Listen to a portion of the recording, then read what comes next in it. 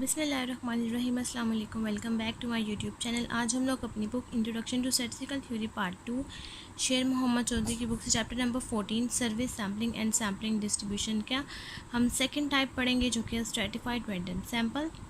इससे पहले हमने इसकी first type simple random sample पढ़ा था। आज हम लोग इसकी सेकंड टाइप, जो कि स्ट्रेटिफाइड रैंडम सैम्पल, वो पढ़ेंगे, जिसकी आपके पास यहाँ पर स्टेटमेंट है, a sample of size n is defined to be a stratified random sample. वो सैम्पल साइज़ n जो कि आप डिफ़ाइन करेंगे स्ट्रेटिफाइड रैंडम सैम्पल, वो होता क्या है, if it is selected from population, अगर आप उस सैम्पल को सिलेक्ट करते हैं पॉपुलेशन में से, which has been divided into number of non overlapping groups, जिसको आप डिवाइड कर देते हैं number of non overlapping groups पे, और सब पॉपुलेशन कॉल्ड स्ट्रेटा, जिसको हम स्ट्रेटा कहेंगे, such that part of sample is drawn at random from each stratum. तो जो आप सैम्पल में से जो पार्ट कलेक्ट करेंगे सिलेक्ट करने के लिए स्ट्रेटम को, हम उसको स्ट्रेटिफाइड रैंडम सैम्पल कहेंगे। स्ट्रेटम हम लोग डिवाइड कर देते हैं पॉपुलेशन में से डाटा को, जितने भी पार्ट्स में नंबर ऑफ़ ऑब्जर्वेशंस में जितने भी ऑब्जर्वेशंस हैं आपने उसको डिवाइड करना होता है, और उस स्ट्रेटम के मिड में जो वैल्यूज़ होती हैं वो आपके पास स्ट्रेटम कहलाता है। उसके बाद है हमारे पास allocation of sample sizes. There are 4 method of allocation of sample sizes are. हमारे पास टोटल 4 ऑलोकेशंस हैं जो कि हम लोग पढ़ेंगे सैम्पल साइजेस की। नंबर 1 है इक्वल ऑलोकेशन। इक्वल ऑलोकेशन से हमें पता चल रहा है कि यहाँ पर जो भी हम लोग प्लॉट करेंगे नंबर्स, वो आपके पास इक्वल होने चाहिए। When each stratum equal number of sampling unit is selected, जब आप यहाँ पर सैम्पलिंग यूनिट को सिलेक्ट करते हैं, अगर वो आपके पास इक्वल आ जाए, that is the total sample size and is distributed equally among all the के strata.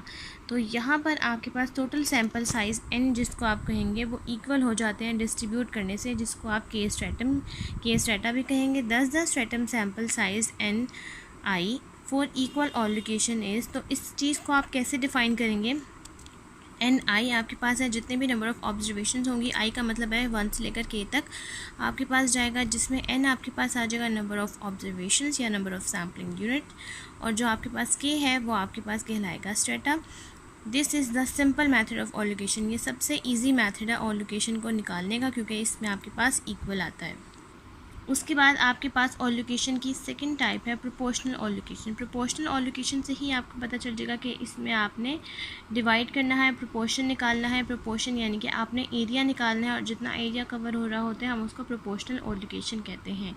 When the total sample size n is distributed, जब आपके पास टोटल सैम्पल साइज n हो जिसको आप डिस्ट्रीब्यूट कर दें अमंग डिफरेंट स्ट्रेटा में, डिफरेंट स्ट्रेटा में, जो कि आप प्रोपोर्शन से निकालें, to the size of strata, जो कि आप साइज़ के अकॉर्डिंग आप स्ट्रेटा निकाल देंगे, उसको आप प्रोपोर्शनल ऑलोकेशन कहेंगे। In either words the allocation is proportional if. अगर आप दूसरे लफ्ज़ों में बात करें तो प्रोपोर्शनल ऑलोकेशन आपके पास किस तरह से होता है, वो आपके पास होता है small n I is equal to n capital N I divided by capital n, for i is equal to 1 to k।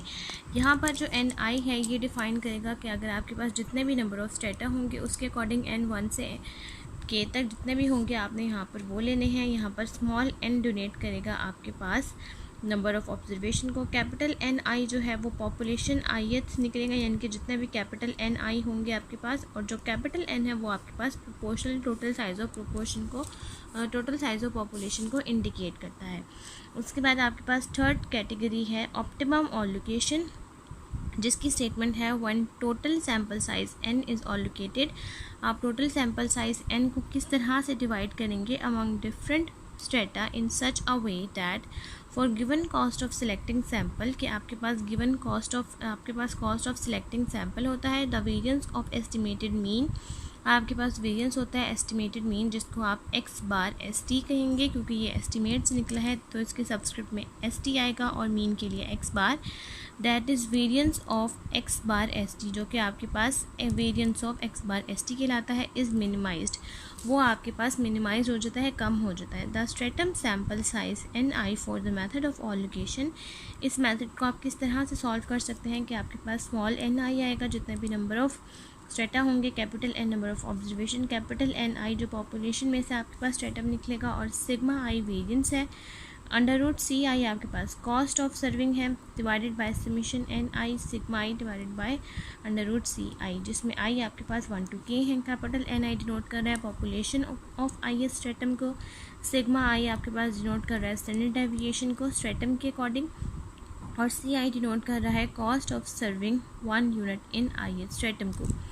उसके बाद आपके पास लास्ट कैटेगरी है ऑल लोकेशन की, नेमान ऑल लोकेशन। नेमान ऑल लोकेशन आपके पास ये एक साइंटिस्ट का नाम है जो कि नेमान ऑल लोकेशन है, या आपके पास स्टैटिस्टिशियन का नाम है जो आपके पास जिसकी स्टेटमेंट है the method of allocation was proposed by J. इस मेथड को किसने निकाला है? जे ने निकाला है। नेमान ने इसको जे का नाम दे दिया है। It consist of finding N I, इसमें आप निकालते हैं एन आई को, which minimise the variance of stratified simple sample mean. तो एन आई जो है वो मिनिमाइज कर देता है सर्टिफाइड सैम्पल मीन के वेरिएंस को for fix total sample size N, जिसमें आपके पास सैम्पल साइज एन जो होता है वो फिक्स होता है। Assuming cost of serving units, जिसमें आप एज्यूम करते हैं cost of serving unit C I, जिसको हम कहते हैं to be the same in all strata, जो कि सेम रहता है हर एक स्ट्रेटा में। The stratum sample size N I is given by, stratum sample size N I को किस तरह से आप निकालेंगे? एन आई आ जाएगा आपके पास is equals to N number of observation, capital N I population of I stratum, sigma I आपके पास आ जाएगा stratum standard deviation divided by summation N I sigma I for I is equals to 1 to k। यहाँ तक जो हमारे topic की definition है वो कंप्लीट हो गई है। नेक्स्ट अब हम लोग इसी स्ट्रेटिफाइड रैंडम सैम्पल के अकॉर्डिंग एग्जाम्पल नंबर 14.5 को स्टार्ट करते हैं। एग्जाम्पल नंबर 14.5 की आपके पास स्टेटमेंट है, suppose a population of capital n is equal to 9 is stratified. आपके पास पॉपुलेशन जिसमें कैपिटल एन आपके पास 9 है इंटू 3 स्ट्रेटा, जिसको डिवाइड किया गया है 3 स्ट्रेटा में विद द फॉलोइंग मेजरमेंट्स, जिसकी फॉलोइंग मेजरमेंट्स हैं आपके पास stratum 1 x11 is equal to 1, x12 is equal to 2, x13 is equal to 4। Stratum 2 में आपके पास वैल्यू है x21 is equal to 6, x22 is equal to 8। Stratum number 3 में value है x31 is equal to 11, x32 is equal to 15, x33 is equal to 16 and x34 is equal to 19। If 2 measurements are drawn from each stratum, अगर आपके पास इन हर एक stratum में से 2 measurements drawn होंगी from the sample के according, state how many simple of size 6, आपके पास यहाँ पर आपने मेंशन करने हैं कि टोटल नंबर ऑफ साइज़ कितने आपके पास सैम्पल्स कितने बनेंगे जिसमें आपके पास साइज 6 हो, could be chosen from this population, जो कि आप सेलेक्ट करेंगे इस पॉपुलेशन में से। लिस्ट दीज सैम्पल्स, आपने हर सैम्पल को लिस्ट करना है and compute the mean for each sample, और आपने हर एक के अकॉर्डिंग इनका मीन निकाल लेना है। अब हम लोग एग्जाम्पल नंबर 14.5 को स्टार्ट करते हैं और इन 3 स्टेटमेंट्स के अकॉर्डिंग फर्स्ट स्टेटमेंट आपके पास बन रही है इफ़ 2 मेजरमेंट से लेकर सैम्पल तक, ये फर्स्ट एक चीज़ आपने सॉल्व करनी है। उसके बाद सेकंड बन रही है स्टेट से लेकर पॉपुलेशन तक, और उसके बाद लास्ट बन रही है लिस्ट से लेकर ईच सैम्पल तक। ये 3 स्टेटमेंट्स हैं जिसको आपने 1 by 1 सॉल्व करना है। अब हम लोग एग्जाम्पल नंबर 14.5 को स्टार्ट करते हैं और इस पूरी एग्जाम्पल को हम लोग सॉल्व कर लेते हैं। सबसे पहले जो इन्होंने आपको फर्स्ट स्टेटमेंट की गई है जिसमें लिखा हुआ है if 2 measurements are drawn from each stratum in from n sample, आपने फर्स्ट ये वाली स्टेटमेंट जो है सॉल्व करनी है। आपके पास यहाँ पर 3 स्ट्रेटम हैं जिनकी फर्स्ट स्ट्रेटम में 3 वैल्यूज़ हैं, स्ट्रेटम नंबर 2 में 2 वैल्यूज़ हैं, स्ट्रेटम नंबर 3 में आपके पास यहाँ पर 4 वैल्यूज़ हैं। कैपिटल एन आपके पास एन है 9 है और स्मॉल एन आपके पास 2 है।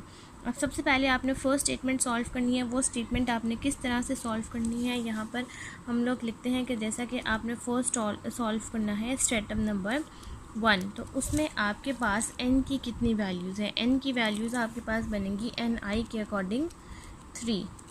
स्ट्रेटम नंबर 2 में कितनी वैल्यूज़ हैं? स्ट्रेटम 2 में आपके पास एन आई के अकॉर्डिंग वैल्यूज़ हैं 2, और स्ट्रेटम नंबर 3 में आपके पास कितनी वैल्यूज़ हैं? उसमें वैल्यूज़ हैं आपके पास 4। एन आई के अकॉर्डिंग आपके पास आ जाएगा 4। अगर आपने अब स्ट्रेटम नंबर 1 सॉल्व करना है तो वो आपके पास स्मॉल एन आपके पास 2 मेजरमेंट है, तो ये आ जाएगा आपके पास 3 कॉम्बिनेशन 2, जो कि आपके पास आंसर आ जाएगा 3। नेक्स्ट आ जाएगा आपके पास 2 कॉम्बिनेशन 2, क्योंकि 2 मेजरमेंट्स हैं तो एन आई जो है वो आपके पास 2 है और हर एक को आपने 2 मेजरमेंट्स के अकॉर्डिंग सॉल्व करना है, तो 2 कॉम्बिनेशन 2 हो जाएगा 1। और लास्ट वाला है एन आई जो आपके पास स्ट्रेटम नंबर 3 के अकॉर्डिंग है 4 और 2 मेजरमेंट्स के अकॉर्डिंग सॉल्व करना है, तो 4 कॉम्बिनेशन 2 आपके पास हो जाएगा 6। अब यहाँ तक आपके पास फर्स्ट स्टेटमेंट सॉल्व हो गई है। अब आपने सेकंड स्टेटमेंट सॉल्व करनी है जो कि है state how many sample of size 6 could be chosen from the population. अब आपने साइज 6 के अकॉर्डिंग इन सारी वैल्यूज़ को सॉल्व करना है। अब नेक्स्ट फर्दर काम आपने क्या करना है कि आपके पास जो 3 आंसर्स आए हैं, नंबर 1 आया है 3, उसके बाद आया है 1 और उसके बाद आया है 6। आपने इन तीनों वैल्यूज़ को मल्टीप्लाई कर लेना है, तो आपको ये पता चल जाएगा कि आपके पास टोटल सैम्पल्स कितने बनेंगे। 3, 1 एंड 6 आपके पास होता है 18, तो यहाँ पर आपके पास आ जाएगा 18 सैम्पल्स। अब इसका मतलब ये है कि आपके पास यहाँ पर फर्दर 3 कॉलम्स बनेंगे, जिस तरह से हम सॉल्व करते होते हैं 18 सैम्पल्स के अकॉर्डिंग। इस तरह से आपने 3 कॉलम्स बना लिए हैं। नंबर 1 आपके पास आ जाएगा नंबर ऑफ़ सैम्पल, सेकंड आ जाएगा स्ट्रेटम जिसमें आ जाएगा 1, 2 एंड 3 और लास्ट में आ जाएगा मीन यानी कि x bar. Number of sample में आपने 1 से लेकर 18 तक यहाँ पर नंबर्स लिख लेना है। अब उसके बाद अब आपने यहाँ पर देखना है कि आपके पास कितनी वैल्यूज़ बनी है। जैसा कि यहाँ पर आपके पास स्ट्रेटम नंबर 1 में 3 आया है, स्ट्रेटम नंबर 2 में 1 आया है और स्ट्रेटम नंबर 3 में 6 आया है। अब आपने नेक्स्ट स्टेप क्या करना है कि स्ट्रेटम नंबर 1 से आपने कोई भी रेंडमली 3 वैल्यूज़ के अकॉर्डिंग यहाँ पर वैल्यूज़ को सिलेक्ट कर लेना है। 3 वैल्यूज़ में डिवाइड हो जाएगा। स्ट्रेटम नंबर 1 में एक ही वैल्यू आपके पास चलेगी और स्ट्रेटम नंबर 3 में 6 वैल्यूज़ आपके पास ड्रॉ होंगी। अब उसके बाद जो आपके पास सेकंड स्टेटमेंट है जिसमें उन्होंने कहा हुआ था state how many sample of size 6। अब इस 6 का मतलब ये है कि आपके पास टोटल नंबर ऑफ़ सैम्पल्स हैं जिसको आपने 6 पार्ट में डिवाइड कर देना है। फर्स्ट आ जाएगा 6, ये एक पार्ट डिवाइड हो गया। नेक्स्ट अब आपने 6 ड्रॉ करना है, 7, 8, 9, 10, 11, 12 यहाँ तक एक पार्ट ड्रॉ हो जाएगा। उसके बाद लास्ट आएगा 13, 14, 15, 16, 17, 18। ये हर वैल्यू यानी कि 3 कॉलम्स आपके पास 6 के अकॉर्डिंग यहाँ पर बन गए हैं, जिसमें अब आपने फर्स्ट स्ट्रेटम नंबर 1 में 3 वैल्यूज़ लिखनी है, स्ट्रेटम नंबर 2 में 1 और स्ट्रेटम नंबर 3 में 6। अब स्ट्रेटम नंबर 3 में आपने 3 वैल्यूज़ लिखनी है। वो किस तरह से बनेंगी, जैसा कि आपके पास यहाँ पर है ही 3 वैल्यूज़, 3 का सेट बनेगा। सबसे पहले 1, 2 के साथ विदाउट रिप्लेसमेंट है आपके पास, तो ये आपके पास दोबारा रिप्लेस नहीं हो सकता। सबसे पहले 1, 2 के साथ, फिर 1, 4 के साथ और फिर 2, 4 के साथ। इस तरह से सेट बनेंगे जैसा कि हम पहले बनाते थे। सबसे पहले आप यहाँ पर लिखेंगे 1, 2 के साथ, देन 1, 4 के साथ, देन 2, 4 के साथ। 3 वैल्यूज़ हो गई। देन दोबारा अगेन 3 वैल्यूज़ रिपीट होंगी, 1, 2, 1, 4, 2, 4। 3 वैल्यूज़ हो गई, 1, 2, 1, 4, 2, 4, 1, 2, 1, 4, 2, 4। उसके बाद आएगा 1, 2, 1, 4, 2, 4। उसके बाद आएगा 1, 2, 1, 4 और लास्ट में आपके पास आ जाएगा 2, 4। अब उसके बाद स्ट्रेटम नंबर 2 में आपके पास एक ही वैल्यू है जो कि है 6 और 8। उसको एक ही टाइम रिपीट करना है। एक टाइम किस तरह से रिपीट होगा कि 6, 8, देन 6, 8, देन 6, 8, 1 टाइम्स रिपीट हो रहा है और ये एंड 18 तक 6, 8 आपके पास यहाँ पर बनता जाएगा। 6, 8, 6, 8, 6, 8, 6, 8, 6, 8, 6, 8, 6, 8, 6, 8, 6, 8, 6, 8, 6, 8 और लास्ट में 6, 8। अब उसके बाद है स्ट्रेटम नंबर 3 में 6 वैल्यूज़। अब आपके पास यहाँ पर 4 वैल्यूज़ है। 6 का सेट कैसे बनेगा, सबसे पहले 1, 15 के साथ, नंबर 2, 1, 16 के साथ, 11, 16 के साथ और लास्ट में 11, 19 के साथ। 3 हो गए। फिर 15, 16 के साथ 4, फिर 15, 19 के साथ 5 और फिर 16, 19 के साथ 6। इस तरह से आपके पास 6 स्टेप्स कंप्लीट हो जाएंगे। हम लिखते हैं सबसे पहले 11 बनेगा 15 के साथ, देन 11 16 के साथ और उसके बाद 11 19 के साथ। उसके बाद 15 16 के साथ, फिर आएगा 15 19 के साथ और उसके बाद 16 19 के साथ। 6 स्टेप्स हो गए। देन अगेन यही 6 आपने यहाँ पर रिपीट करने हैं और यही 6 आपने यहाँ पर रिपीट करने हैं। अब ये पूरा कॉलम कंप्लीट करके फिर मैं आपको दिखाती हूँ। अब उसके बाद आपने निकालना है मीन यानी कि एक्स बार। अब मीन एक्स बार इन सब रो वाइज के अकॉर्डिंग कैसे निकलेगा, जैसा फर्स्ट आपके पास है वैल्यू 1 + 2 + 6 + 8 + 11 + 15। यह आपने सारी वैल्यूज़ को ऐड करना है और इसको डिवाइड कर देना है 6 पे। तो आप इन सारी वैल्यूज़ को ऐड करेंगे और आपके पास फर्स्ट आंसर आ जाएगा 7.21। इसी तरह से next 1 + 4 + 6 + 8 plus 11 plus 16 divided by 6, क्योंकि टोटल वैल्यू 6 है। हर वैल्यू को आप रो वाइज ऐड करते जाएंगे और डिवाइड करेंगे हर वैल्यू को 6 के साथ, तो ये पूरा मीन x बार का कॉलम आपके पास यहाँ पर कंप्लीट हो जाएगा। इस तरह से ये पूरा आपके पास मीन का कॉलम इस तरह से कंप्लीट हो जाएगा। और यहाँ तक एग्जाम्पल नंबर 14.5 कंप्लीट हो गई है। नेक्स्ट अब हम लोग सॉल्व करते हैं एग्जाम्पल नंबर 14.6। एग्जाम्पल नंबर 14.6 की हमारे पास स्टेटमेंट है, select a stratified random sample of size small n is equal to 5 by proportional allocation from the following population, find the sample mean and estimate of the population mean. सबसे पहले आपके पास certified random sample जिसमें size n आपके पास small n 5 है, proportional allocation के according आपने इस क्वेश्चन को सॉल्व करना है और आपने सैम्पल मीन निकालना है और estimate of the population mean निकालना है। आपके पास यहाँ पर स्टेटम नंबर 1 और स्टेटम नंबर 2 की वैल्यूज़ है। स्टेटम नंबर 1 में 4 वैल्यूज़ है, x11 is equal to 12, x12 is equal to 14, x13 is equal to 3 and x14 is equal to 8। और स्टेटम नंबर 2 की आपके पास 6 वैल्यूज़ है 25 टू 28 तक। अब हम लोग एग्जाम्पल नंबर 14.6 को स्टार्ट करते हैं और इस पूरे एग्जाम्पल को हम लोग सॉल्व कर लेते हैं। एग्जाम्पल नंबर 14.6 में आपके पास स्मॉल n 5 है, स्टेटम नंबर 1 की आपके पास 4 वैल्यूज़ हैं और स्टेटम नंबर 2 की आपके पास 6 वैल्यूज़ हैं और कैपिटल N आपके पास 10 है।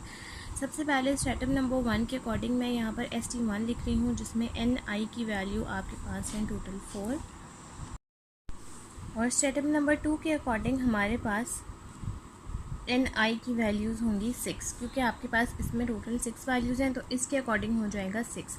अब हमारे पास प्रोपोर्शनल एलोकेशन के अकॉर्डिंग हमारे पास फार्मूला कौन सा होता है। फार्मूला जैसे कि मैंने आपको पहले इसकी डेफिनेशन के अकॉर्डिंग, थ्योरी के अकॉर्डिंग इसका फार्मूला लिखवाया था, जो कि आपके पास यहाँ पर मौजूद है। NI is equal to small n multiply capital NI divided by capital N।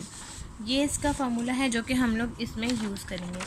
अब यहाँ पर इसको आप यूज़ करेंगे कैपिटल N के अकॉर्डिंग, क्योंकि ये आपने पॉपुलेशन में से निकाले हैं तो ये कैपिटल N1 और ये हो जाएंगे। और उसके बाद अब आपने NI निकालने हैं स्टेटम नंबर 1 और स्टेटम नंबर 2 के अकॉर्डिंग। अब स्टेटम नंबर 1 के अकॉर्डिंग जब NI आप फाइंड आउट करेंगे तो आप इसको कह देंगे N1।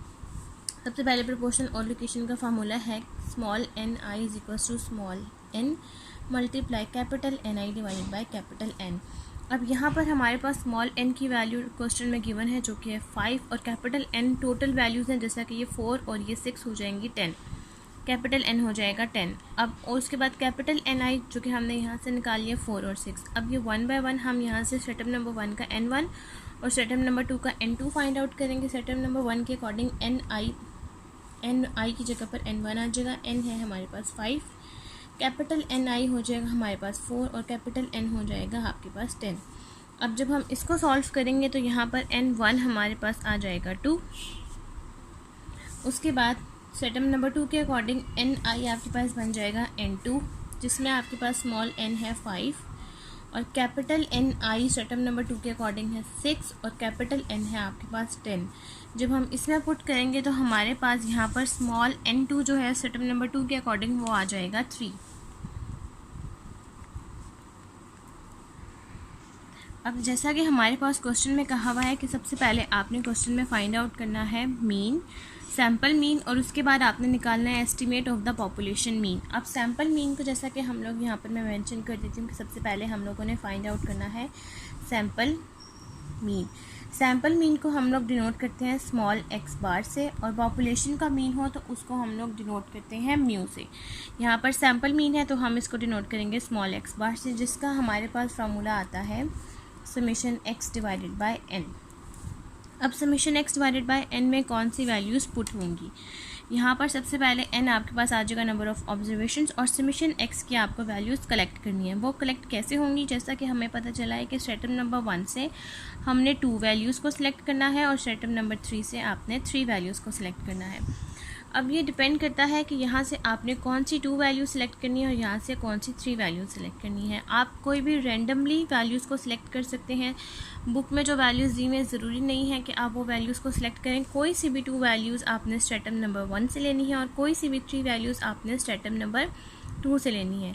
आंसर आपके पास ऑलमोस्ट एग्जैक्टली सेम ही आएगा।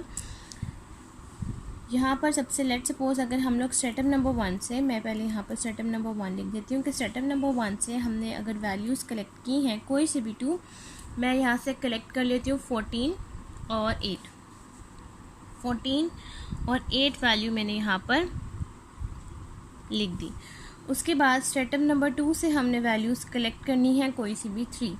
अब यहाँ से आपकी मर्ज़ी है, आप कोई सी भी 3 वैल्यूज़ कलेक्ट कर सकते हैं। मैं यहाँ से कलेक्ट करती हूँ 30, 40 एंड 28, वो मैं यहाँ लिख देती हूँ 30, 40 एंड 28।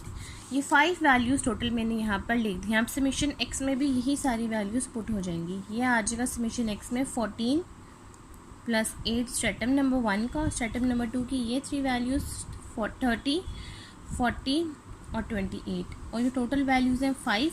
तो आप इसको डिवाइड कर देंगे 5 के साथ और यहाँ पर आपके पास एक्स बार का आंसर आ जाएगा। अगर हम इन सारी वैल्यूज़ को ऐड करते हैं तो हमारे पास आंसर आता है 120, और डिवाइड करेंगे इसको 5 के साथ तो हमारे पास आंसर आ जाएगा 24। अब हमने यहाँ पर अपने से वैल्यूज़ कलेक्ट की हैं, आपने भी अपने से ही कलेक्ट करनी है। ज़रूरी नहीं है कि आप बुक वाली कलेक्ट करें। बुक वाली कलेक्ट करना चाहते हैं तो आप बुक वाली भी कर सकते हैं, खुद से भी करेंगे तो आपके पास आंसर सेम ही आएगा। अब जैसा कि बुक पे भी आपके पास वो वैल्यूज़ डिफरेंट है जो कि हमने सेलेक्ट नहीं की हुई, लेकिन आंसर आपके पास यहाँ पर हमारे पास सेम ही आ रहा है। जो बुक में भी 24 है और हमारे पास भी 24 ही है। बुक में यहाँ पर जो वैल्यूज़ सेलेक्ट की गई हैं वो है 12 और 14, हमने यहाँ पर सेलेक्ट की हैं 14 और 8। और स्ट्रेटम नंबर 2 के अकॉर्डिंग जो वैल्यूज़ कलेक्ट की हैं वो है 30, 40 और 24, और हमने जो कलेक्ट की हैं वो है 30, 40 और 28। इन दोनों वैल्यूज़ में डिफरेंस है, लेकिन आंसर दोनों में सेम ही आ रहा है, तो इसका मतलब है कि आंसर सेम ही आएगा। कोई इसमें हार्ड एंड फास्ट रूल नहीं है। सैम्पल मीन यहाँ तक सॉल्व हो गया। नेक्स्ट अब हम लोग सॉल्व करते हैं एस्टिमेट ऑफ पॉपुलेशन मीन। अब एस्टिमेट ऑफ पॉपुलेशन मीन का जो हमारे पास फार्मूला है वो है X bar S T is equal to capital N I divided by N multiply X bar I. अब इस फार्मूले के अकॉर्डिंग आपके पास एन आई और एन आपके पास गिवन है। एन आई हमारे पास स्ट्रेटम नंबर 1 के अकॉर्डिंग यानी कि N1 जो है वो है 4, और स्ट्रेटम नंबर 2 के अकॉर्डिंग अगर हम लोग फाइंड आउट करेंगे तो वो हमारे पास है 6, और कैपिटल N जो है वो हमारे पास है यहाँ पर 10। एक्स बार आई जो है वो हमने यहाँ पर फाइंड आउट करना है, क्योंकि दोनों के अकॉर्डिंग हमने एक्स बार आई यानी कि दोनों के अकॉर्डिंग मीन निकालना है, तो एक्स बार आई जो है वो हमने यहाँ पर सॉल्व करना है। तो अब हम लोग एक्स बार आई सॉल्व कर लेते हैं। अब सबसे पहले एक्स बार आई हम लोगों ने सॉल्व करना है, तो उसका मतलब ये है कि हमने यहाँ पर 2 स्ट्रेटम है, तो हमारे पास एक आएगा एक्स बार 1 और जो दूसरा आएगा वो आ जाएगा एक्स बार 2। तो हमने एक्स बार 1 और एक्स बार 2 फाइंड आउट करने हैं दोनों के अकॉर्डिंग। अब एक्स बार 1 के अकॉर्डिंग अगर हम फार्मूला देखें तो वो बनता है summation x1 divided by n। Summation x1 में कौन सी वैल्यूज़ पुट होंगी? वो 2 वैल्यूज़ पुट होंगी जो अभी आपने सैम्पल मीन के लिए सिलेक्ट किए हैं, 14 और 8। यहाँ पर आप लिखेंगे 14 प्लस 8। अब ये 2 वैल्यूज़ हैं तो इसको आप डिवाइड कर देंगे 2 के साथ, तो इसका आंसर हमारे पास आ जाएगा 22 डिवाइडेड बाई 2। तो यहाँ पर हमारे पास एक्स बार 1 का आंसर आ जाएगा 11। उसके बाद हम लोगों ने फाइंड आउट करना है एक्स बार 2 जिसका फार्मूला है summation x2 divided by n। इसमें आपने कौन सी वैल्यूज़ पुट करनी है? इसमें भी आपने स्ट्रेटम नंबर 2 की वो 3 वैल्यूज़ को सिलेक्ट करनी है जो यहाँ पर से अभी आपने सिलेक्ट की, जो कि है 30, 40 और 28। यहाँ पर आप लिखेंगे 30 प्लस 40 प्लस 28 और जिसको आप डिवाइड कर देंगे 3 के साथ, तो यहाँ पर आपके पास एक्स बार 2 आ जाएगा। अगर हम इन सब वैल्यूज़ को ऐड करके डिवाइड करेंगे 3 के साथ तो हमारे पास एक्स बार 2 का आंसर आ जाएगा 32.67। अब ये 2 वैल्यूज़ आ गई हैं। अब यही 2 वैल्यूज़ हमने 1 बाय 1 सॉल्व करनी है। एक्स बार एस टी का हमारे पास जो फार्मूला है वो है capital N I divided by N multiply X bar I. अब यहाँ पर आपने 1 by 1 X bar S T के अकॉर्डिंग सबसे पहले स्ट्रेटम नंबर 1 का N1 पुट करना है। ये बनेगा N1 डिवाइडेड बाई N। मैं इस फार्मूले को ओपन करके लिख रही हूँ, और X bar 1 plus stratum number 2 के अकॉर्डिंग बनेगा N2 divided by N X bar 2। अब वैल्यूज़ को आपने 1 बाय 1 पुट करना है। ये बनेगा x bar S T is equal to N1 की जो आपके पास वैल्यू है वो है आपके पास 4 डिवाइडेड बाई 10। एक्स बार आई अभी आपने निकाला है जो कि है 11 प्लस नेक्स्ट आ जाएगा आपके पास 6 डिवाइडेड बाई 10। एक्स बार 2 है 32.67।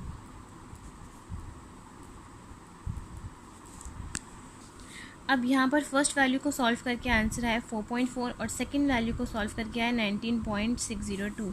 अब आपके पास पॉपुलेशन मीन और सैम्पल मीन दोनों सेम आना चाहिए। अगर आप इन दोनों वैल्यूज़ को ऐड करेंगे तो आपके पास आंसर आएगा 24.002 that is approximately equals to 24, जो कि एक्स बार से मैच कर रहा है। सैम्पल मीन का आंसर हमारे पास एग्जैक्टली 24 था और इसका आंसर भी हमारे पास अप्रॉक्सीमेटली इक्वल टू 24 ही है। यहाँ तक एग्जाम्पल नंबर 14.6 और आज की हमारी एग्जाम्पल जो है 14.6 और आज का हमारा टॉपिक कंप्लीट हो गया है। अगर आपको मेरी आज की वीडियो अच्छी लगे तो मेरी वीडियो को लाइक करें, शेयर करें, मेरे चैनल को सब्सक्राइब करें और साथ ही मैंने बेल आइकन को भी प्रेस कर दें ताकि आपको मेरे आने वाली वीडियोज़ की नोटिफिकेशन सबसे पहले मिलती रहे। आज की वीडियो के लिए थैंक यू। अल्लाह हाफिज़।